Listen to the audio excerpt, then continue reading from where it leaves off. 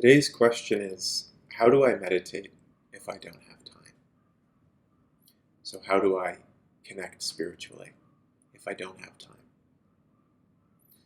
It's a good question because a lot of us have to be working or taking care of kids, on the move. We may not have time in our schedule to just sit down and, do lotus, that cross-legged classic meditation posture. Or we may not even be interested in meditation as a practice, in the idea of meditation. So how can you be spiritual, connect spiritually, when you're not going to sit in meditation? Either because you don't have the time, or maybe it just doesn't appeal to you. I've said in other videos that meditation is essentially just the act of getting in touch with yourself, beyond the mind, beyond ideas you have about yourself, beyond identity, which is a complex construct that you create with your mind. Identity is a collection of ideas that you have about who you are. But meditation is just connecting to what you are without that whole construct and without constant thought.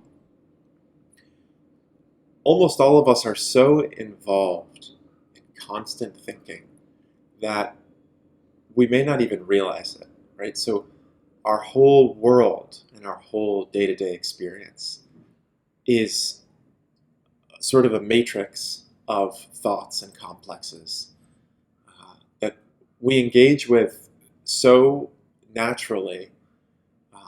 We're so accustomed to engaging with our reality that way that we don't even understand that that's how we're experiencing reality, that we're filtering everything through a mental layer of thoughts and complexes and so on. And meditation is extraordinarily simple. It's really just saying, okay, there is this matrix of thought, this layer, this film of thought that's constantly covering over my whole reality and defining my world. What happens when I step outside of that? And because we're so unconsciously involved in thought, it can take some intention initially to get out of that mode of perceiving, which is why a practice of meditation can be practical, as long as it doesn't become like an ideology or become like almost like a fetish, like something that you start to create as like a hobby that I don't know, like a spiritual accessory. Like, oh, I meditate, and it could, that could become something that instead of bringing you into contact with yourself outside of the mind, just becomes another idea that you have about yourself as a person who meditates. So, meditation can be a good way to cut through that film of thought because it's an intentional practice. I mean, it's kind of weird to call basic self-connection a practice. It formalizes it in a way that makes it maybe alienates it from the self, right? When you call meditation a practice, you make it something almost institutional, something that's not just you being you, but it's really just you being you. So another way to frame this question is, how can I be myself on an essential level without meditating? When you ask it that way, maybe it's a little bit easier to imagine the response or to intuit the response.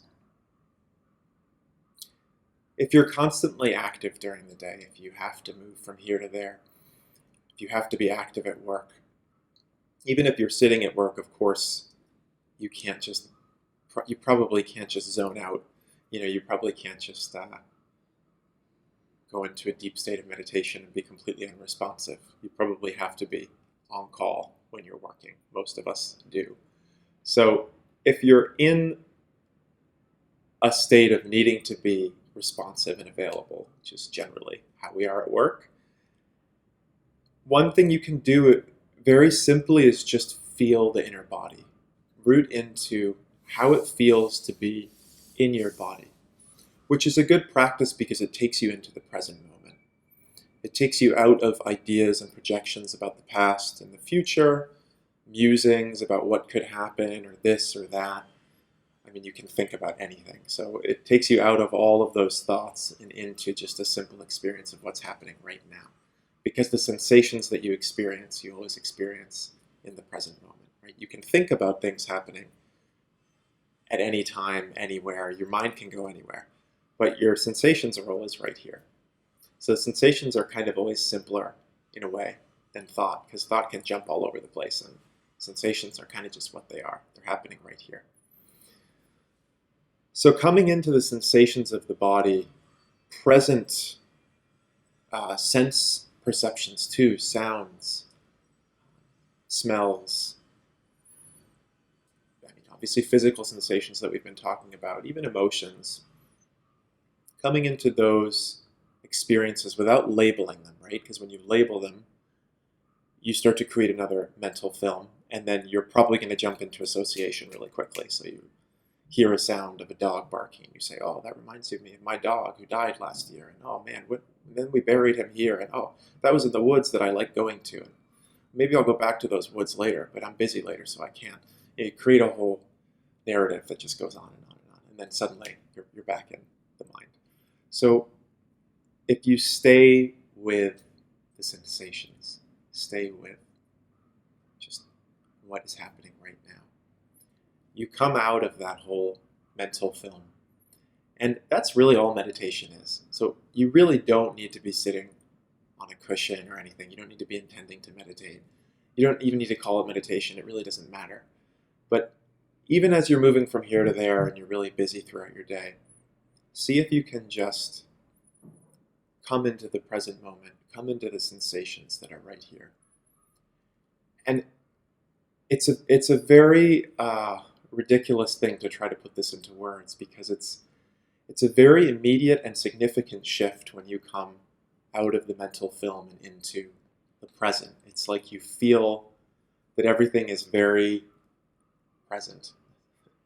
Very eloquent what I'm saying here, but you feel that everything is very immediate and alive around you, and you can feel a sort of freedom from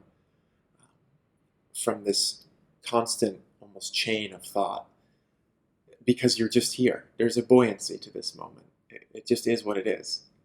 And when you switch into that present experience, there is quite a shift that happens. But it's so hard to put into words because it's such a subtle thing. So just see if you can come into that experience of sensation of this moment, no matter where you are, no matter what's happening, even if you have screaming kids in the backseat, and the experience of this moment is stress and angst. Maybe that's what's happening. Maybe there are things that you have to be aware of. I have to get this in at this time, and I have to bring this kid to this place. And maybe there's a lot that you have to keep track of with your mind. Okay, that's there. And then see, meanwhile, with the angst, with the stress, can you shift into just an awareness of this is what's happening right now. It's not a mental awareness. It's just the experience of this moment, whatever it contains, however stressful it is. And in doing that, you're practicing meditation, essentially. I don't care about the word meditation, it doesn't matter. But whenever you shift from so much involvement in your thoughts and identification into kind of like just a simple light experience of this moment, even if this moment is heavy, even if its situation is heavy, there's a buoyancy, there's a lightness, a levity to, but right now I'm just here, and I can feel all that, and everything is just right here. That's not very complicated, is it? So wherever you are, at any time, as you're watching this video throughout the day, practice just making that little shift. It's so small. If you really pay attention to what I'm saying and try it, you'll probably start to notice this shift that you can make. Constantly coming back to that shift, moving from a constant stream of thought into what does this moment feel like?